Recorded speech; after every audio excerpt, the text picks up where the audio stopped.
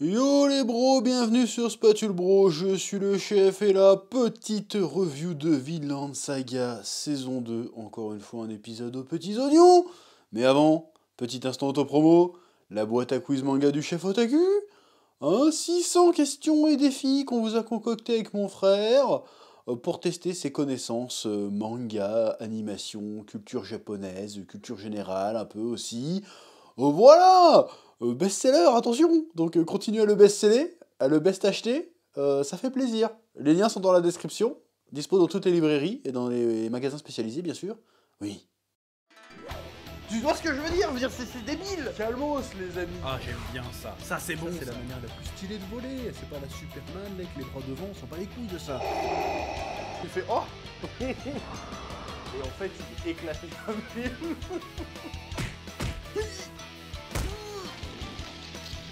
Je sais pas ce qui m'a pris là. Là, j'ai craqué.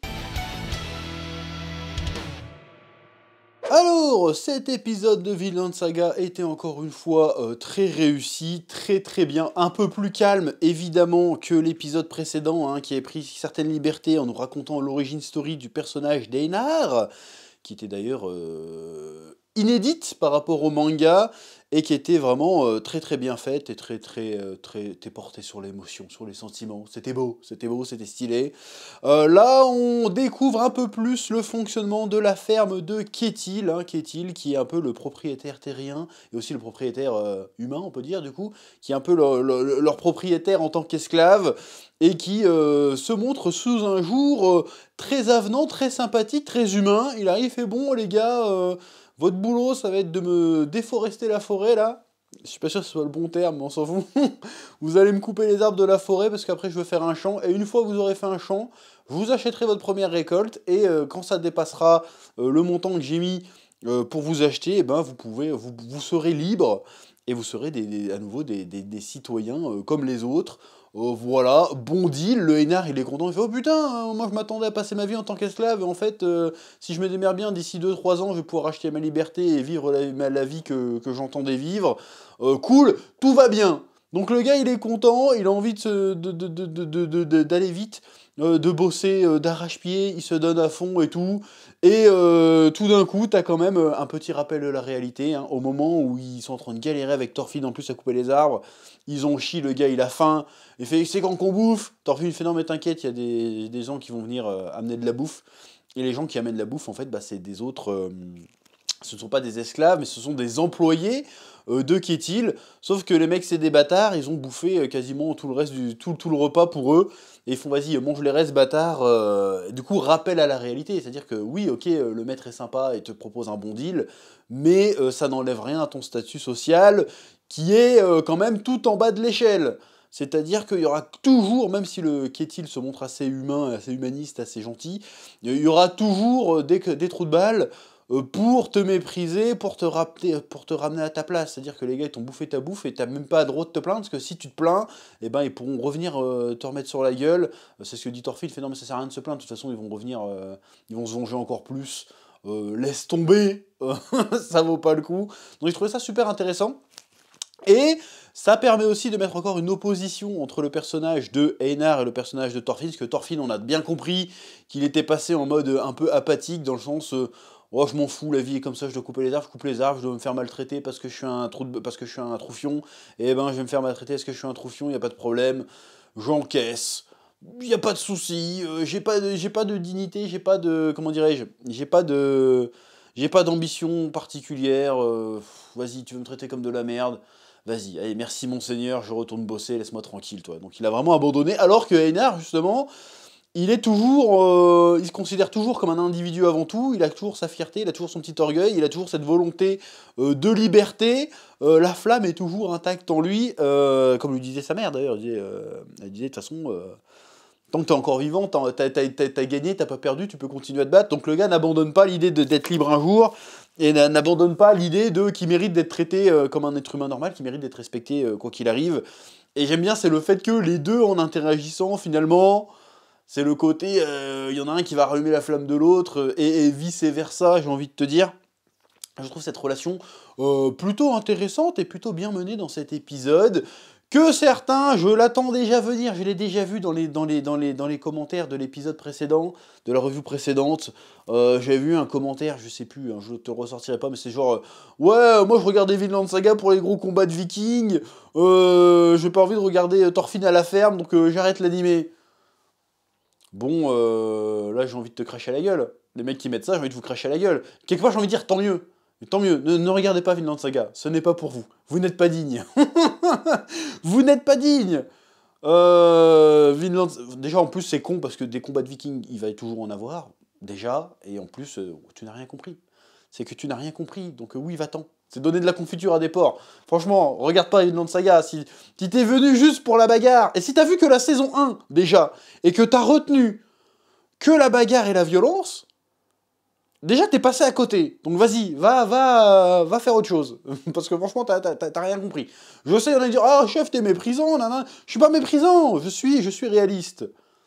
Franchement, si tout ce que t'as retenu de Vinland Saga saison 1, c'est les batailles de vikings et la violence, tu n'as pas compris. C'est comme t'arrives, tu vois Berserk, tu te dis juste, des gros monstres et de la bagarre. Non, t'as pas compris, va-t'en. Va faire autre chose. C'est pas pour toi.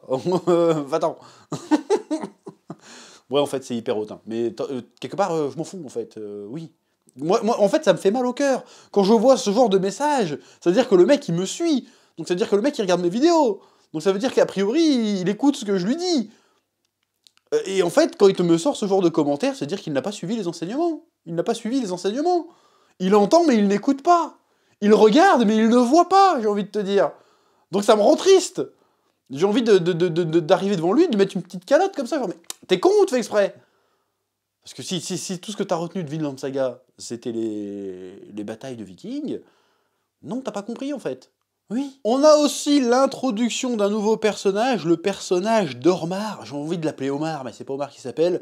Ormar, qui me rappelle aussi un peu... bah déjà, il y a le côté conflictuel avec son père. Son père veut qu'il reprenne la boutique, et lui il fait « Non, moi je veux devenir un guerrier !»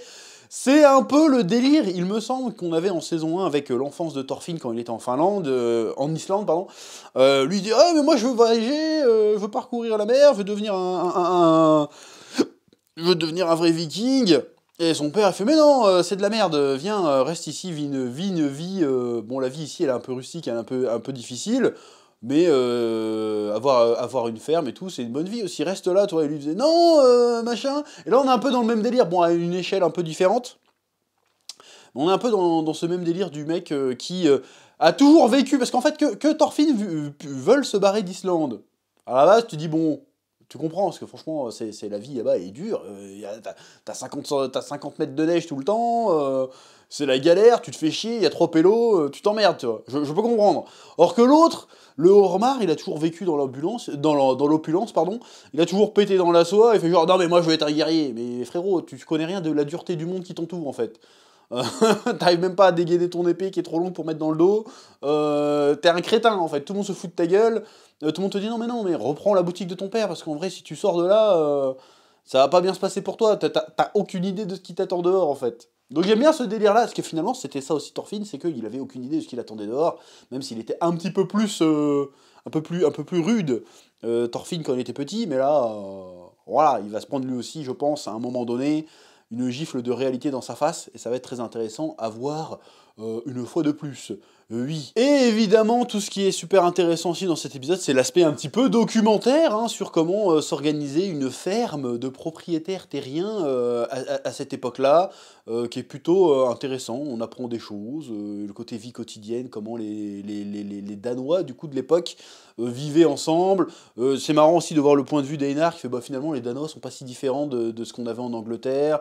Même quand il parle avec Thorfinn, il fait, tu viens d'où? Moi, je viens d'Islande. Ah ouais, c'est où l'Islande en fait? Donc c'était le côté un peu vie quotidienne, le côté slice of life, tranche de vie, j'ose le terme, de cette partie de Vinland Saga est très intéressant et absolument nécessaire pour poser le contexte d'un certain propos qui va venir petit à petit. Donc franchement, si vous trouvez cette partie-là ennuyeuse, bon, chacun sa sensibilité, mais faut pas croire que parce que c'est un peu plus tranquille, c'est un peu plus vie quotidienne, qu'il ne se passe rien et que ça ne raconte rien. ça raconte au contraire énormément de choses. Donc accrochez-vous, enfin j'ai même pas besoin de vous accrocher parce que là l'épisode était très bien à suivre en fait. Donc j'ai même pas besoin de vous dire de vous accrocher. Si t'as besoin de t'accrocher là, c'est que je pense, et sans mépris aucun, c'est que t'es passé à côté du délire et que peut-être Vinland Saga c'est pas pour toi. Parce que en vrai, là je vous le dis, vous êtes pas prêts. Vous n'êtes pas prêts. C'est tout.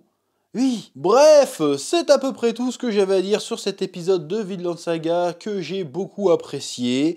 Le prochain, parce que j'ai regardé un peu la preview du prochain, j'ai l'impression qu'ils avancent un peu vite pour le coup. Ce qui me semble que la rencontre avec le serpent était un peu plus éloignée que ça dans le manga. Alors peut-être que je me trompe, mais il me semble que c'était un peu plus éloigné de ça, qu'il se passait d'autres choses avant. Mais c'est un choix d'adaptation, et peut-être justement qu'ils ont fait ce choix d'adaptation pour pas trop rester sur le côté tranche de vie, parce qu'ils savaient bien qu'il va y avoir plein de gens qui vont faire « Bah attends, moi je voulais je voulais de la bagarre, je veux pas le voir qui coupe des arbres ». Donc peut-être que, je viens de me rendre compte que j'ai été hyper médisant en prenant cette voie-là. Donc peut-être qu'ils ont voulu accélérer un petit peu les choses. On verra bien, c'est un choix qui peut se comprendre. Peut-être que je dis de la merde et qu'en fait ça respecte totalement le manga, mais on verra. En tout cas... pour l'instant, je suis grandement satisfait de cette adaptation de Vinland Saga et du changement de studio de ma part. Ils sont pas foutus de notre gueule, c'est vraiment très très bien fait et le propos est toujours super intéressant. Bref, c'est tout ce que j'avais à dire. Comme d'habitude, petit pouce bleu, petit commentaire pour le référencement. Abonnement si ce n'est pas déjà fait. Que la passion vous guide. À très bientôt sur Spatule Bro. Oui.